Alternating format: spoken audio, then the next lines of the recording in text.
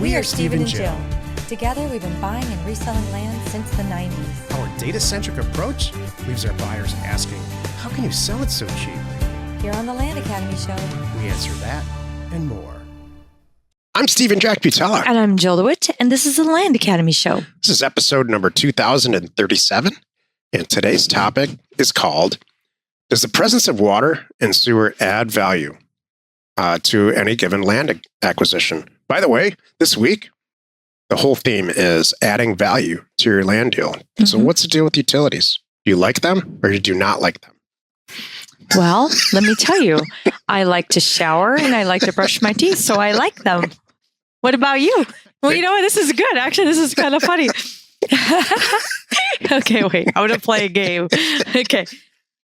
I'm going to answer for women and you're going to answer for men. And we're going to you tell me whether it's a deal, like you got to have it or like, nah, I could deal without it. Okay.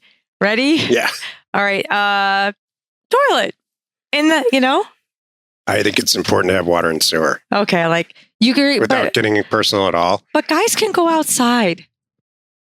Running. All right. Never mind.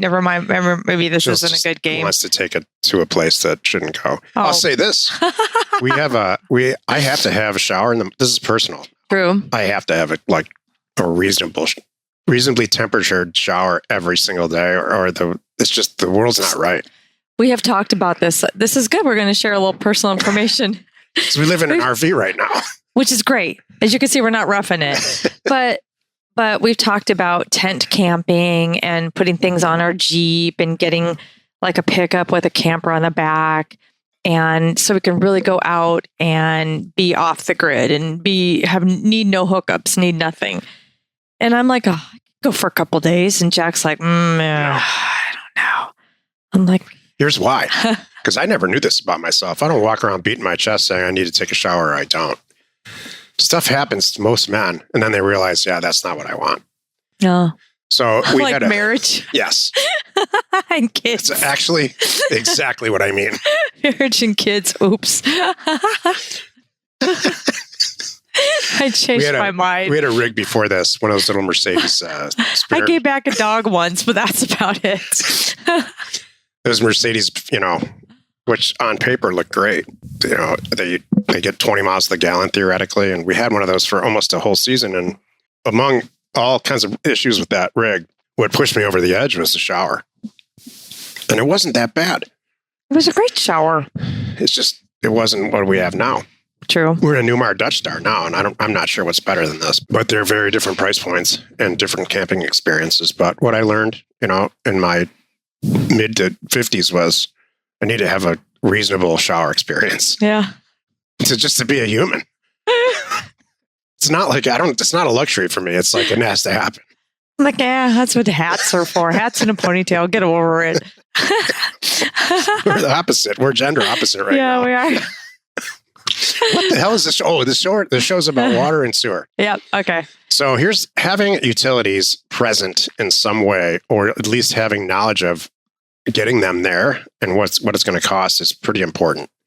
Is it imperative? No, I've done thousands and thousands and thousands of deals without really even most of ours do not thinking about what has to happen from a utility standpoint. It depends on the piece of land.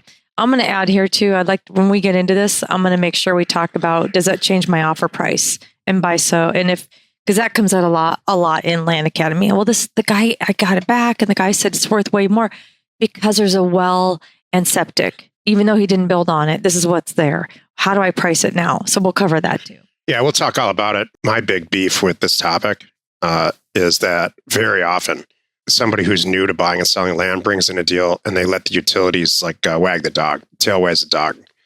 Too much time gets spent on this in general. Jill, I know Jill agrees with this, with perk tests and all kinds of stuff. We'll talk all about it. You can't let this be 80% of your due diligence. True. Each day on the show, we answer a question from our Land Academy member Discord forum, and we take a deep dive into land-related topics by your request. Let's take a question, Joe. Okay. Mike wrote, hey, everyone. We are Mike and Deva. We live in Southern California, and we have 3 daughters. We're the little ones, 5, 3, and 1. Mike works full time as a civil engineer, and I stay home. Well, I work full time, and David stays home raising our beautiful girls. We have experience wholesaling and flipping houses. Yay. I came across a land deal, a land lead a few months back, which ended up falling through. But the numbers on it were amazing. Buy for $15,000, sell for $45,000, and it really opened my eyes to land flipping. So here we are. We are ready and eager to start doing deals. We would love to connect with as many of you as possible. And for the more experienced investors, if you are starting your land investing career over, what is some advice you would give to yourself? This is the second question this week with people introducing themselves. I have a ton of choices about which questions I put on here. And this is the second one from new people who are engineers and who kind of fell into this backwards. It was a logical next step in their career, or a great way to add. It just makes sense to engineers for some reason. I'm a former